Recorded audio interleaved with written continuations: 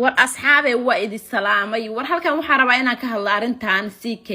haddaan team CK family nahay horta emotional damage aan caadi ahayn baan ugu dhacay qalbi jab batteriya wallahi waxaan ku yiri waxaan caadi ahayn baan ugu dhacay bahdilaad baan ugu dhacday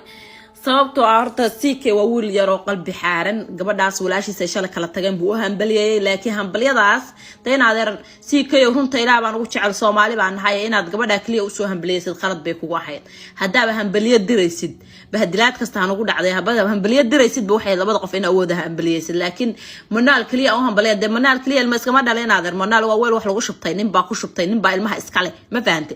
marka labada qof ina u soo wada hambaliyaysid ina ka aamusto anu ina ka aamustid baaba igala fiicneed ba marka taasna way kugu dhacday inaadeer wixii marka joogaad fiirisay wixii kaaga imaan kara maada fiirin laakiin ninka shiina culay la dhaho inaadeer oo nagmaada xishoon team CK family adanahay emotional qalbi jab baan ugu dhigta qoraalka Facebook ku soo qortay wallahi wariya CK fudaadkii ku qaaday kuma dhigo yaa wuxuu ciiliga hayaa wuxuu yiri waxa waajib iga saaran oo yaa waajibka ku saaran maxay tahay yaa waajibka saaray ina manaal u soo hambaliyayso yaa wariya maahmaahdi mi ilowdi labadii nin oo reer miyiga ahaayo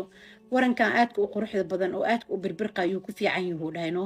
waranka aad buu u macaan yahay dhay laakiin wuxuu ku fiican yahay naagta furninkii guursado ma ilowdi wariya mideeda kale waxaan ahay qof ku dayasho mudan yaa kugu dayanaayo yaa bahdilan yaa damiir lahayn wiilasha Soomaalida naga fasahaadinin wax kugu dayanaayo ma jirtee naagaad furtay oo waxaan ku dhaabtay xabiibi cunug looga dhalay anaga hadda waxaan ku dhawadniya xamili waysay ilmad yaa cishan waysay calooshi baad ka ooysay ma fahanti adigoo waxaan ku dhahay emotional ah soo dhigtay video xitaa way ka muuqataa ma fahanti cid kugu dayanaysa markaan ma jirto dhalinyaradeen naga fasahaadinin cid kugu dayanayso ma jirto dhiiglaan intaas la oo kugu duugan aday kugu kooban tahay waa xamili waysay ani kuleysa waxaan dhigi karaa waad xamili waysay waxay kugu naqataan ku dhahay wax la yaab leh kugu naqatay mid xigto YouTube markay furatay oo soo hambaliyay waxa tiri dumaashidiini x adiga macnaha maxaa buu qofka baratid iyo qofka guursatid buu laga dhamaada haduu calaf dhamaado soo moogid maxaa ku daba dhigi yaa markaan waa biryaan media waa u dul qaadan waysay manaal oo gabar dhashay manaal qiimo la'aan bay gabadha ku dhashay qiimo ma lahan waxaan ku dhahay gabar Soomaaliyeedoo waxaan ku dhaabtigeeda abti xabiibi ugu dhalay gabar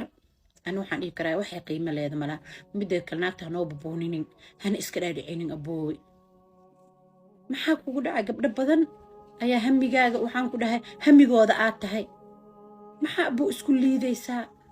ha isliidin midda kale Soomaali ha qancinin Soomaali ma qancin karo ha isku dayin ina Soomaali qancisid fiyusna uma baahnidbo halkaas maro waxaan ku dhahay waan dhoosi hadaa dhayd fiyuskaaga halkaas uu marooyaa maxaa buu ku qaaday fudeedka badan jooji abuu fudeedka badan cid ku dayanaysa ma jirto waxa waajib iga saar cid waajib u saarteen ma jirto oo ku dhaaday manaal u soo hambaliyay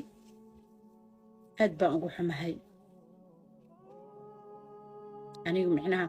inaan CK sawirkiisa gadaashayda soo dhigo haday ku goodiyaan ku soo dhahay ani yaa de gool aftamaan haday gaagaatamaan kuma soo qaaday heestas ma fahanti waxaan ku dhahay isdeji walaal macaan aad baad u fududahay guuxaaga baad ka dheereysay isdeji marmarka qaar afkaaga isku bahdilaysaa marmarka qaar hadalla afkaaga ka soo baxay bahdil kugu noqonayo marmarka qaar waxa wanaag u sameynaysid aan meel xun ku dhigayo CK oo hambaliyo iyo tahniyad u soo diray manaal xaaskiisa hore